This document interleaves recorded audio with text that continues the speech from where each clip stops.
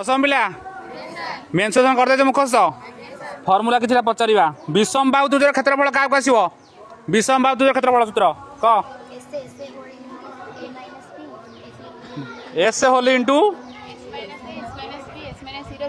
हाँ S whole into S minus A S minus B S minus C root over.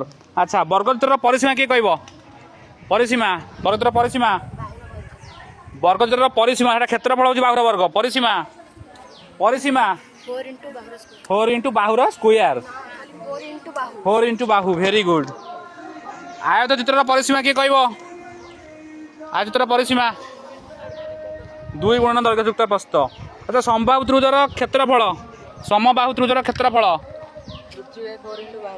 √3/4 into बाहुर square out अच्छी 1/√3 into उच्चतर square 1/√3 into उच्चतर square. समकोणी समद्विबाहु त्रिभुजर बाहु केमिति पाइबा आमे समकोणी समद्विबाहु त्रिभुजर बाहु केमिति पाइबा